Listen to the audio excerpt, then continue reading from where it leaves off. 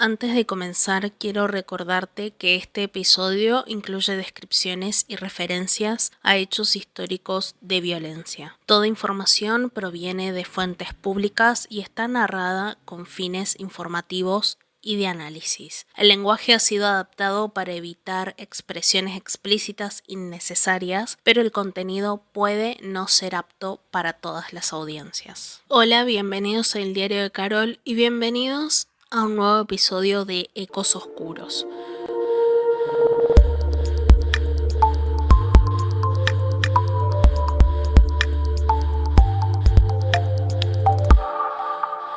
Hoy vamos a sumergirnos en un misterio que persiste hasta hoy, un caso sin resolver, mensajes encriptados y un juego macabro con la policía. Antes de empezar a contarles el caso, quiero avisarles que es un caso bastante grande, con mucha información, quizás los maree un poco, voy a tratar de contárselos lo más claro posible, porque es un caso que tiene más de 50 años de datos y de información. Y vamos a movernos permanentemente entre la línea del tiempo de 1960 y 2023. Ahora sí, vamos a comenzar con el caso. Entre finales de los años 60 y principios de los 70, el estado de California fue escenario de una serie de ataques que sembraron miedo en la población. El Zodíaco terminó con la vida de 5 víctimas conocidas en el área de la Bahía de San Francisco entre diciembre de 1968 y octubre de 1969, operando en entornos rurales, urbanos y suburbanos. Se estimó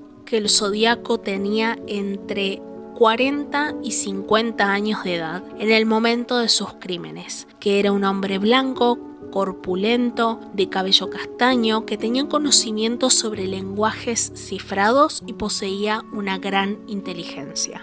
Desde sus primeras apariciones públicas fue quien se autodenominó el Zodíaco. Lo más inquietante de este caso no solo fueron los crímenes en sí, sino su obsesión por comunicarse con la prensa y la policía mediante cartas cifradas, burlas y mensajes llenos de símbolos. Agregó su nombre en una serie de mensajes burlones que envió por correo a periódicos regionales en los que amenazaba con matanzas y ataques si no se imprimían. También dijo que estaba recogiendo a sus víctimas como sus trabajadores para la otra vida. Algunas cartas incluían criptogramas o cifras, de los cuales, de los criptogramas que se recibieron, 2 siguen sin resolverse, mientras que los otros 2 se descifraron en 1969 y el último en 2020. El primer criptograma contenía 408 caracteres. Estos caracteres son símbolos, no son letras, no son números, son símbolos. Fue resuelto en menos de una semana por una pareja de profesores y desde ese momento la criptografía del caso se convirtió en un fenómeno global. Durante décadas nadie logró descifrar el segundo mensaje, llamado Z340, hasta que en 2020, como mencioné, un equipo internacional lo logró y su texto fue tan perturbador como críptico. El mensaje decía: espero que se estén divirtiendo tratando de atraparme. No tengo miedo de la cámara de gas porque me llevará al paraíso. Si bien ese mensaje reveló su mente retorcida y burlona, no aportó ninguna pista sobre su identidad. Los investigadores, con el correr de los años, le asignaron solamente 7 víctimas confirmadas. Tuvo como blanco a 3 parejas jóvenes y a un taxista. La primera pareja fue David Arthur Faraday, de 17 años, y Betty Lou Jensen, de 16 años. El 20 de diciembre de 1968, la pareja celebraba su primera cita y entre sus planes pensaban asistir a un concierto navideño, a unas cuadras de la casa de ella. En lugar de ir directamente, decidieron visitar antes a un amigo y detenerse en un restaurante. Sobre las 22 horas, la pareja estacionó en un cruce del camino al lago Herman. Justo en ese momento, el Zodíaco se incorporó al cruce y se estacionó al lado de ellos. Un testigo presencial pasó por allí tiempo después y vio 2 coches, uno de ellos el de la pareja. Ambos vacíos. Momentos después se escuchó lo que le pareció un disparo, pero no estaba seguro ya que el testigo traía la radio encendida en su auto. El Zodíaco disparó en contra de Faraday solo una vez a la cabeza y 5 veces a la espalda de Jensen, quien intentó huir. Sus cuerpos fueron encontrados minutos después por Stella Borges, quien vivía cerca de ahí. Dio aviso a la oficina del sheriff del condado de Solano, investigaron el crimen, pero no se encontraron pistas sólidas. La segunda pareja, Michael Renault, de 19 años, y Darlene Ferrin, de 22 años, fueron acribillados el 4 de julio de 1969 en el estacionamiento del campo de golf Blue Rocks Springs. Se encontraban a poco más de 6 kilómetros de distancia del crimen anterior. La pareja estaba en el auto de ella cuando a su lado aparcó otro auto, cuyo conductor se fue para volver 10 minutos después. Una vez aparcado detrás de ellos para evitar que se escaparan, el Zodíaco se acercó al auto y les alumbró directamente a la cara para cegarlos, y entonces disparó. A las 0:40 horas del 5 de julio de 1969, una llamada anónima efectuada por un hombre informó al departamento de policía de Vallejo lo sucedido. Y no solo eso, confesó que él lo había hecho y que era el responsable del crimen de Jensen y Faraday, suceso que había ocurrido 6 meses antes. La policía rastreó la llamada proveniente de un teléfono público de una estación de servicio entre las calles Spring y Tulomne. El Zodíaco estaba a menos de 1 kilómetro de la casa de Ferrin y a pocas calles de la oficina del sheriff. Ella fue declarada sin vida en el hospital. Él sobrevivió al ataque a pesar de haber recibido disparos en el rostro, el cuello y el pecho. Los detectives del Departamento de Policía de Vallejo investigaron el crimen, pero no obtuvieron pruebas sólidas tampoco. Fue el detective Jack Mulanax quien retomó el caso en los años 70. La siguiente pareja fue Brian Hartnell, de 20 años, y Cecilia Shepard, de 22 años. El 27 de septiembre de 1969 se encontraban merendando a las orillas de un lago. Un hombre se les acercó tras esconderse detrás de un árbol sin que Cecilia pudiera cerciorarse de su presencia. Usando una capucha negra, con gafas de sol sobre los agujeros de los ojos y una especie de babero colocado en el pecho con un símbolo. Se aproximó a ellos con un arma en la mano. El encapuchado afirmó ser un convicto fugitivo de una cárcel de Montana, en donde dijo haber terminado con la vida de un guardia y también haber robado un auto, y les explicó que necesitaba su vehículo para huir a México. Traía consigo unas cuerdas de plásticos para tender la ropa previamente cortadas y le pidió a Cecilia que amarrara a Brian antes de ser atada ella misma.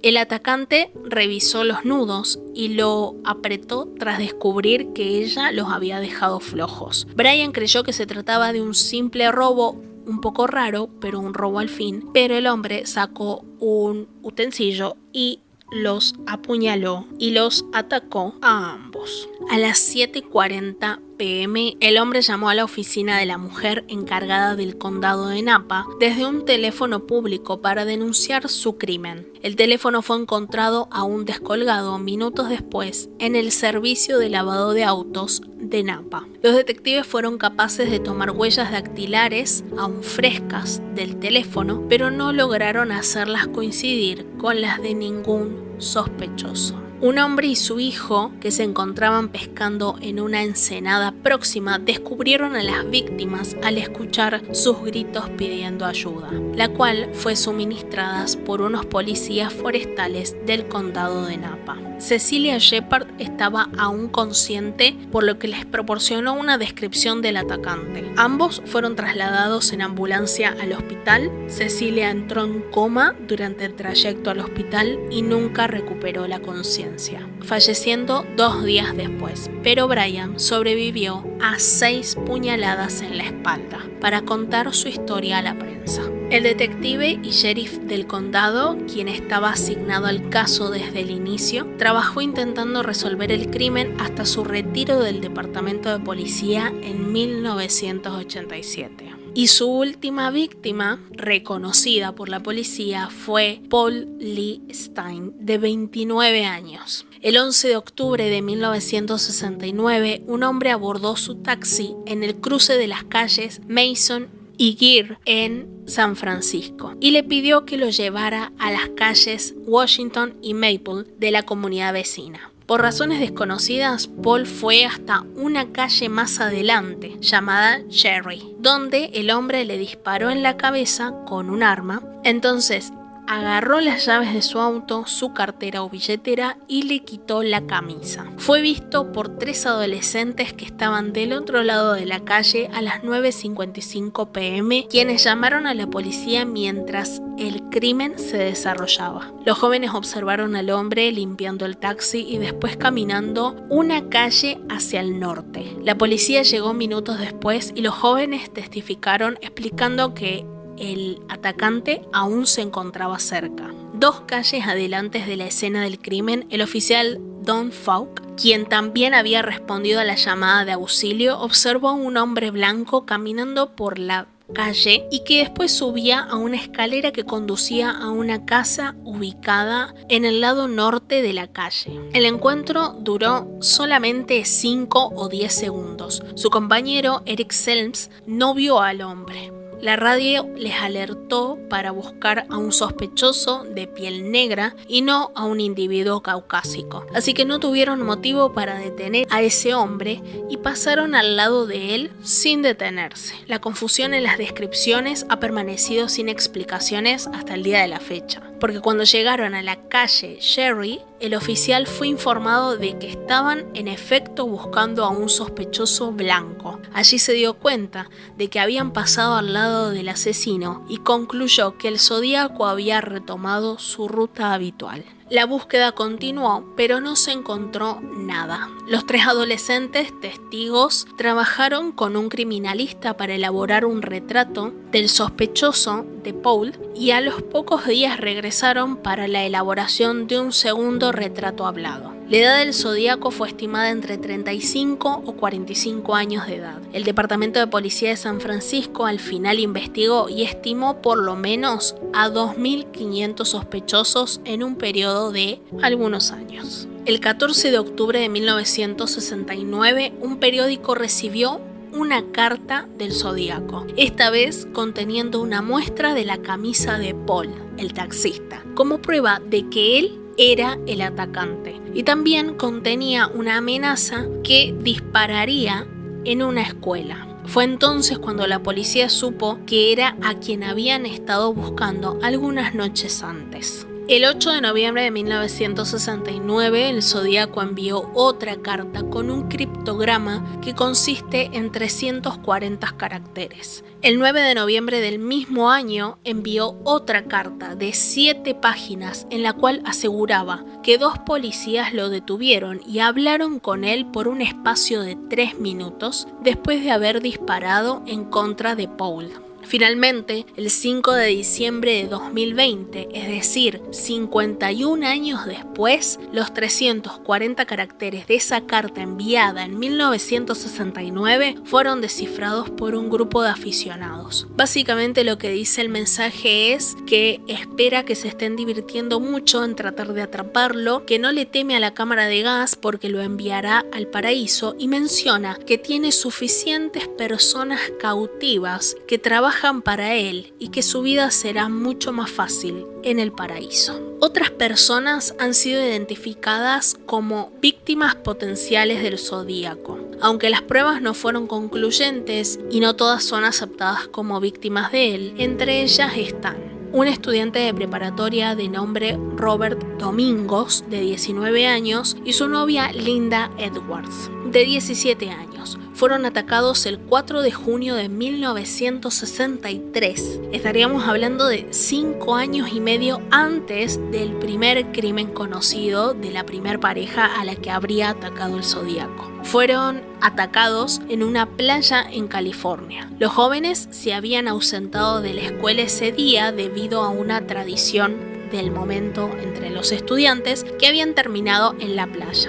La policía creyó que el agresor había intentado atar a las víctimas, pero cuando lograron liberarse para huir, el individuo les disparó en varias ocasiones en la espalda y en el pecho. Entonces colocó los cuerpos en una pequeña cabaña e intentó infructuosamente incendiarla. Edwards y Domingos fueron considerados posibles víctimas debido a las similitudes de su ataque con el de la primera pareja que atacó. Poco después recibieron una carta anónima alertando de las similitudes entre las actividades del Zodíaco y el caso irresuelto de Sherry Bates, de 18 años, ocurrido 4 años antes. Bates pasaba la tarde en el anexo de la biblioteca del campus de la universidad hasta que cerró a las 9 p.m. Vecinos informaron que escucharon un grito cerca de las 10:30 p.m. Posteriormente, Bates fue encontrada sin vida al día siguiente a corta distancia de la biblioteca, entre dos casas abandonadas en proceso de demolición debido a la renovación de las instalaciones del campus de la universidad. Los cables del distribuidor de su Volkswagen habían sido desconectados. Fue brutalmente golpeada y atacada con un cuchillo hasta terminar con su vida. Un reloj de pulsera de un hombre de la marca Timex con la correa rota fue hallado cerca. El reloj se había detenido a la hora 12:24, pero se cree que el ataque ocurrió mucho antes. También se descubrieron huellas de calzado de tipo militar. Un mes después, cartas fueron enviadas a la policía de Riverside tituladas La Confesión. En ellas, el autor aseguraba ser responsable del crimen de Bates, proporcionando detalles del crimen no revelados al público, y advertía que Bates no es la primera y no será la última. En diciembre de 1966 fue descubierto un poema tallado en la parte inferior de un escritorio de la biblioteca del colegio de Riverside, titulado Enfermo de vivir, indispuesto para morir. El lenguaje del poema y la escritura se parecía a la de las cartas del Zodíaco. Fue firmado con lo que serían las iniciales RH. Por otra parte, Sherwood Morrill, analista de los documentos en cuestión, opinó que el poema había sido escrito por el Zodíaco. El 30 de abril de 1967, exactamente 6 meses después del homicidio de Bates, tanto el padre, Joseph, el diario y la policía de Riverside recibieron cartas casi idénticas. Garabateadas a mano, el texto de las copias enviadas al periódico, que siempre recibía cartas del Zodíaco, y la policía decían: Bates tenía que dejar de existir. Habrá más, con un pequeño garabato que parecía la letra Z. La copia enviada a Joseph Bates, el papá, decía: ella tenía que dejar de existir. Habrá más. El mismo mensaje, pero esta vez sin la firma de la letra Z. El 13 de marzo de 1971, casi 4 meses después de haber sido publicado el primer artículo sobre Bates, el Zodíaco envió una carta al diario Los Angeles Times, en la cual otorgaba el mérito a la policía en lugar de al periodista que recibía las cartas por el descubrimiento de, y cito, su actividad en Riverside, pero solo están encontrando los fáciles. Hay una cantidad terriblemente mayor detrás, dijo. La conexión entre Bates de Riverside y el Zodíaco es incierta. El departamento de la policía de Riverside sostiene que el homicidio de Bates no fue cometido por el Zodíaco, pero conceden autenticidad a algunas cartas que posiblemente son obra suya, clamando un crédito falsamente adjudicado. La siguiente posible víctima es Kathleen Jones, de 22 años. Dijo ser secuestrada junto a su bebé el 22 de marzo de 1970 en California.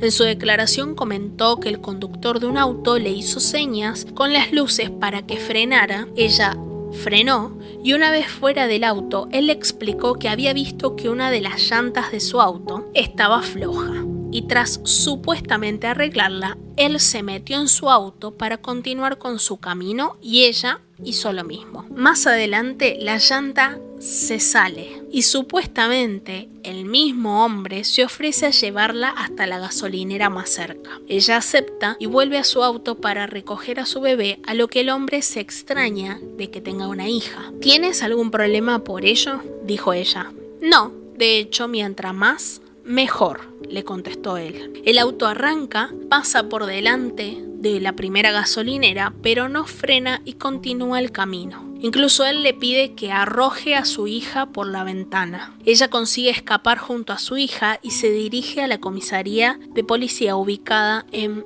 Peterson, donde casualmente ella ve el identikit del Zodíaco y dice que ha sido ese el hombre que la retuvo durante 3 horas. El 22 de marzo de 1971, un año después del caso de Catherine Jones, una presunta postal del Zodíaco dirigida al periodista al que siempre le mandaba las cartas, se adjudicaba la desaparición de Donna Lass, otra posible víctima del 26 de septiembre de 1970. Esta nueva carta fue confeccionada con un collage de anuncios y de letras de revistas que representaban una escena en un bosque de pinos y el texto que decía Sierra Club, buscando víctima 12, la mirada por los pinos, paso área de Lake Tahoe, alrededor en la nieve. El símbolo del zodíaco, que era un círculo con una cruz como cortando el círculo en 4 partes, estaba en el espacio para la dirección del remitente.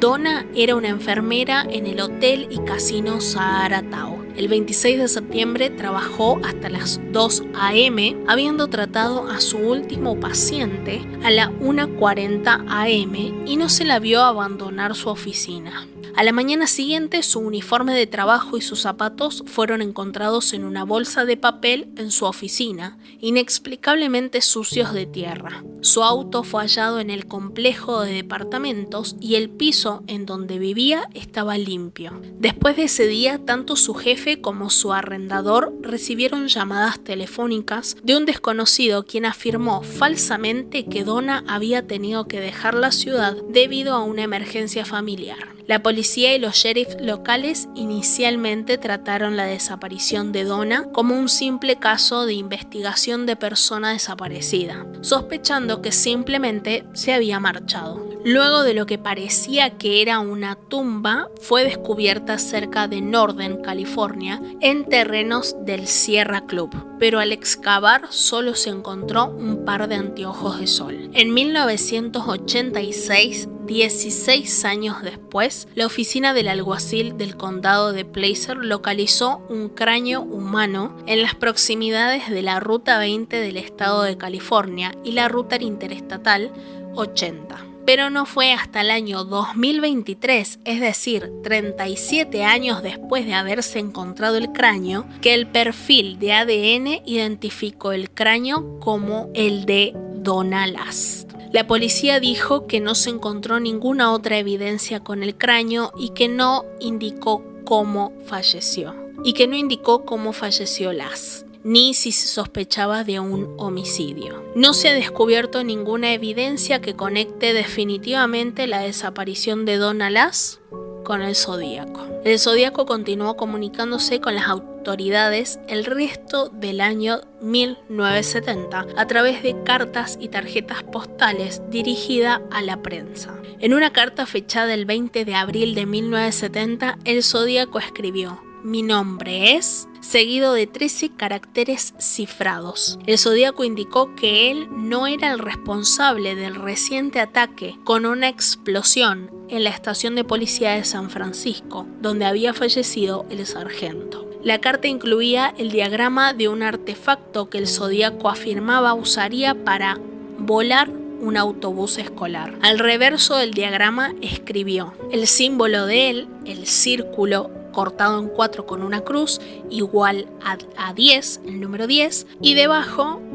la sigla SFPD, Departamento de Policía de San Francisco, igual a 0, expresado así como una fórmula matemática, dando a entender que él tenía 10 víctimas y el Departamento de Policía de San Francisco había encontrado 0. El 28 de abril de 1970 envió una tarjeta de felicitación dirigida nuevamente a un periódico. El texto escrito en la tarjeta decía: "Espero que ustedes gocen cuando tengan mi explosión", por la firma del Círculo Cruzado del Zodíaco. Al reverso de esa carta, amenazó con usar su artefacto en un autobús muy pronto, a menos de que el diario publicara detalladamente sus escritos. En la misma carta escribió: "Le disparé a un hombre en un auto estacionado". Se ha propuesto que el Zodíaco se refería al crimen de un sargento ocurrido una semana antes. El sargento se encontraba levantando una multa de estacionamiento en su patrulla cuando un asaltante le disparó en la cabeza con un arma y falleció 15 horas después. El Departamento de Policía de San Francisco negó que el Zodíaco estuviese involucrado con el suceso y el crimen permanece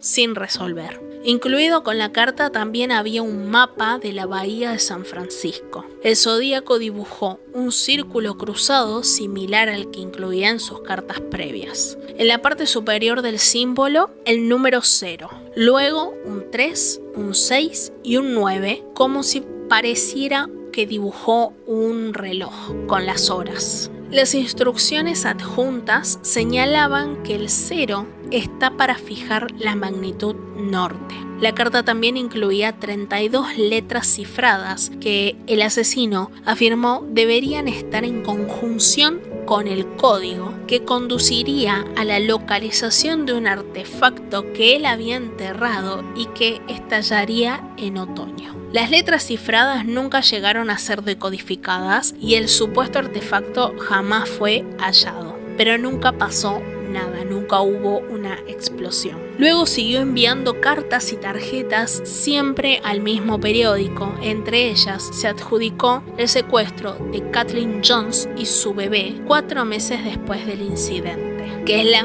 la víctima que yo les conté que estaba como posible víctima del Zodíaco, que la retuvo en su auto por 3 horas. Bueno, en una de las cartas, él 4 meses después se adjudicó ese secuestro. También mandaba letras de canciones con algunas palabras cambiadas, donde daba a entender cómo planeaba atacar a la gente que trabajaba para él en el paraíso, además de fórmulas donde daba instrucciones que debían ser colocadas sobre un mapa en donde señalaría 2 sitios en donde él había atacado. Envió cartas también en Halloween de 1970 firmadas con una Z, similar a las cartas que envió en el caso de Jerry Bates, y su símbolo del círculo. Escrito a mano, al reverso de la tarjeta se encontró la anotación "Picaboo, estás condenado". La amenaza fue tomada seriamente y la historia recibió primera plana en el periódico. Luego de la última postal de Los Pinos, la que hizo con el collage de revistas, el Zodíaco permaneció en silencio aproximadamente 3 años, tras los cuales el periódico vuelve a recibir otra carta del Zodíaco sellada, y no fue la única. Después vinieron una seguidilla de cartas y todas ellas enviadas al mismo periódico y al mismo periodista. El 29 de enero de 1974, en la carta elogiaba a la película El Exorcista como la mejor comedia satírica que había visto. La carta incluía un verso de una canción y un símbolo en el fondo que aún no ha sido explicado por los investigadores. El Zodíaco concluye la carta con un nuevo marcador, por así decirlo. El marcador era nuevamente expresado como una fórmula matemática en la que él ponía su símbolo de nuevo igual a 37 y la sigla SFPD, Departamento de Policía de San Francisco, igual a 0, dando a entender que él para ese momento llevaba 37 víctimas y la policía no había descubierto ninguna. El 14 de febrero de 1974 mandó otra carta informando al editor que las iniciales para el ejército simbionés de liberación, deletreadas en nórdico antiguo, significaban mata. Sin embargo, el manuscrito no fue autentificado como del Zodíaco. Luego otra carta, el 8 de mayo de 1974, presentaba una queja de que el film Malas Tierras, Malos Mundos era una glorificación del asesinato y pedía al diario retirar la publicidad de la película firmando solamente un ciudadano. Pero la letra, el tono y la ironía superficial son similares a las comunicaciones previas del Zodíaco. Luego, otra carta más, el 8 de julio de 1974, quejándose de uno de los columnistas del periódico. La carta fue firmada por el Fantasma Rojo y entre paréntesis puso rojo con rabia. Pasaron 4 años en las que no tuvieron noticias y luego volvieron a recibir cartas. El 24 de abril de 1978, post 4 años de no cartas, inicialmente fue dada por auténtica la carta que recibieron ese día, pero fue declarada una farsa por otros 3 expertos 3 meses después. Sin embargo, en años recientes la carta ha sido considerada por algunos departamentos como auténtica. Se creyó que el detective de homicidios del Departamento de la Policía de San Francisco, quien estuvo en el caso desde la muerte de Paul, el taxista, fue el autor de esa carta.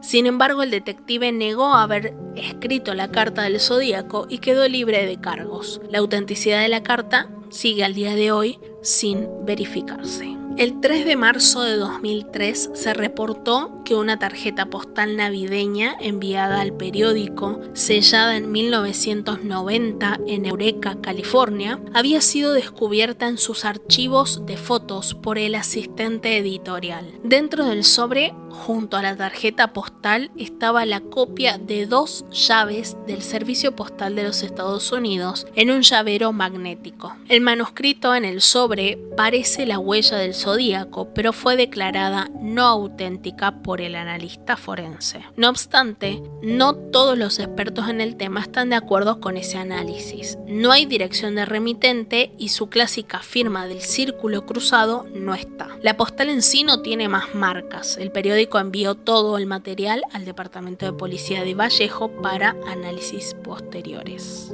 La policía consideró a varios sospechosos durante muchos años, pero ninguno fue acusado formalmente. Solamente uno, Arthur Allen, fue el único seriamente investigado por la policía en julio de 1971. Un amigo de Allen denunció sus sospechas sobre él al Departamento de Policía de Manhattan y la denuncia fue dirigida a la policía de San Francisco. Cuando fue interrogado después, Allen afirmó, sin que se le hubiese preguntado, que los cuchillos que tenía con sangre en su auto el día del doble ataque de una de las parejas lo había utilizado para cazar pollos. Y cuando se le cuestionó si había leído el libro El juego más peligroso, respondió afirmativamente y dijo que le había impresionado. Esto llamó la atención a la policía porque dentro de ese libro aparece un código de 408 caracteres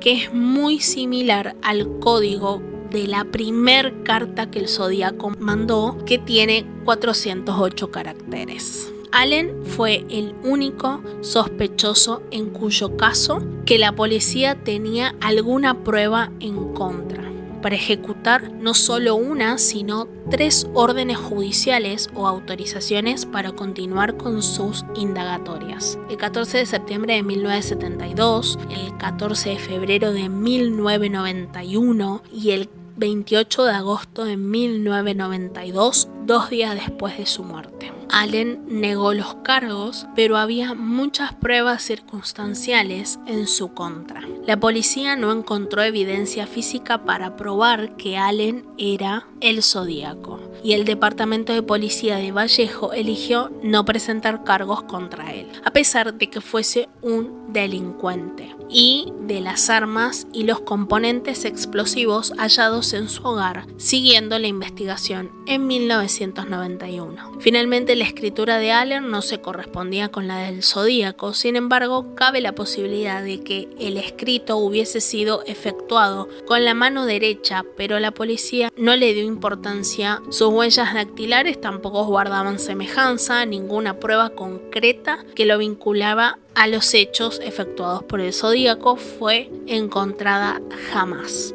Y la prueba de ADN obtenida de las cartas muchos años después no proporcionó ningún dato. Sin embargo, ni Vallejo ni la policía de San Francisco hallaron indicios de Allen después de las pruebas. A finales del 2003 se descubrió que las huellas de la famosa carta del Zodíaco no coincidían con las huellas de Arthur Allen, por lo cual dejó de ser el sospechoso. Entre los sospechosos que se barajaron hubo en 1981 un profesor de universidad acusado de ser el Zodíaco, pero finalmente no era. No se encontraron pruebas ni evidencias. En 2007 hubo un hombre que aseguró que su padrastro era el Zodíaco y entregó varios objetos al FBI, incluido una capucha similar a la que usaba el Zodíaco. Se analizó el ADN, pero dieron datos no concluyentes en el año 2010. En el año 2009, un abogado dijo que a principios de 1970 un marino entró a su oficina y le confesó ser el Zodíaco. El sujeto, aparentemente lúcido, describió sus crímenes de manera breve, pero lo suficiente para convencer al abogado. El hombre dijo que intentaba detenerse a sí mismo de continuar con su ola de crímenes en serie oportunista, pero nunca regresó a verlo. En 2009, en un episodio de la serie Mystery Quest de History Channel, se apuntó hacia un editor. Al momento de los crímenes, Guy Kowski trabajaba para el Good Times, un periódico contracultural de San Francisco. Su apariencia se asemejaba mucho al retrato hablado y, por otra parte, Nancy Slover, la despachadora de la policía de Vallejo, que fue contactada por el Zodíaco poco después de uno de los ataques, identificó una grabación de la voz de Guy Kowski como la misma voz del Zodíaco, pero no se llegó a nada. El 19 de febrero de 2011, el programa de televisión American Most Wanted presentó una historia sobre el Zodíaco. En 2010 apareció una imagen de la conocida víctima del Zodíaco, Darlene Ferrin, junto a un hombre que se parece mucho al retrato hablado basado en las descripciones de testigos del Zodíaco. Sin embargo, la policía cree que la fotografía fue tomada en San Francisco a mediados de 1966 o 1967. El oficial retirado de la patrulla de caminos de California comentó que el Zodíaco era un hombre de 91 años asentado en el condado de Solano, California, a quien llamó por el seudónimo de George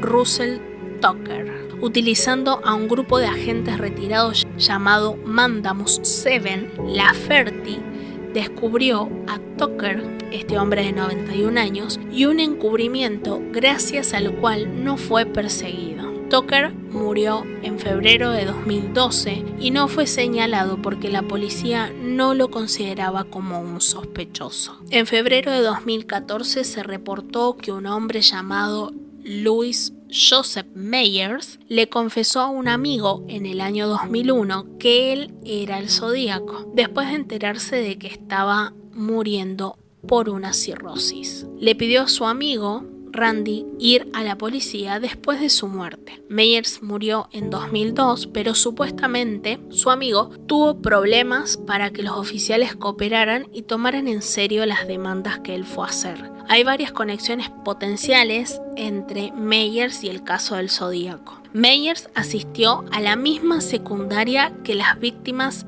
David Faraday y Betty Lou Jensen. Trabajó en el mismo restaurante que la víctima Darlene Ferrin y tuvo también acceso al mismo tipo de botas militares cuya huella fue encontrada en la escena del crimen de Bates. Además, durante el periodo de 1971 y 1973, cuando no hubo cartas del Zodíaco, Meyers estuvo destinado al extranjero con el ejército. Su amigo dijo que Meyers confesó que atacó a parejas porque tuvo una mala ruptura con su novia. A pesar de que los oficiales asignados al caso son escépticos, se cree que la historia es lo suficientemente creíble como para ser investigada. En 2021, un grupo de investigadores privados, integrado por detectives, periodistas y oficiales de inteligencia, apuntaron a Gary Francis Poste como posible autor, un veterano de la Fuerza Aérea estadounidense, pintor, que murió el 23 de agosto de 2018 a los 80 años. Ya había sido incluido como un principal sospechoso por el FBI en 2016, pero por desidias y malas actuaciones hicieron que no se investigara como debía. A pesar de estas noticias, el FBI salió rápidamente a declarar que esto no era cierto y que la investigación seguía abierta. Pero Tom Colbert, líder de la organización, afirmó que la investigación estaba cerrada al 95%, a falta tan solo de una muestra de ADN que debe compartir la policía sobre un caso que sigue sin resolver del año 1966. Y también surgió el nombre de Giuseppe Bevilacqua en investigaciones paralelas, pero ninguna acusación ha sido confirmada por las fuerzas del orden. El caso continúa abierta en múltiples jurisdicciones: el FBI, la Policía de San Francisco, Vallejo, Napa y Solano, aunque está inactivo en cuanto a los arrestos. Este misterio ha perturbado por décadas gracias a códigos, mensajes provocadores y sobre todo porque la identidad del sospechoso sigue siendo una incógnita. Hasta hoy, el caso del Zodíaco sigue en el radar de investigadores, aficionados y reporteros, quienes lo llaman probablemente el más emblemático de los casos sin resolver en Estados Unidos. El Zodíaco no solo dejó crímenes sin resolver, también nos mostró hasta dónde puede llegar la mente de alguien obsesionado con el control, la atención y el miedo. Sus cartas, sus símbolos y sus amenazas fueron parte de un espectáculo macabro que aún hoy se sigue descifrando. Más de 50 años después, se sigue sin saber quién fue. Quizás lo más perturbador de este caso no es lo que hizo, sino que podría haber sido cualquiera. Y tal vez en este mismo momento alguien sabe la verdad, pero decidió guardarla para siempre. El misterio del Zodíaco permanece abierto hasta el día de hoy y tal vez nunca se cierre. Hasta acá el episodio del día de hoy. Fue un caso bastante grande, tiene 51 años de historia, de investigaciones abiertas y cerradas que quedaron en la nada, de investigaciones en las que no se hallaron pruebas, en las que se ensuciaron las pruebas. Hay códigos, cartas, postales de él que todavía siguen siendo descifradas o intentando ser descifradas. Hay muchísima información, hay muchas víctimas, hay una cifra de víctimas que él confesó que aparentemente tendría en su contador personal,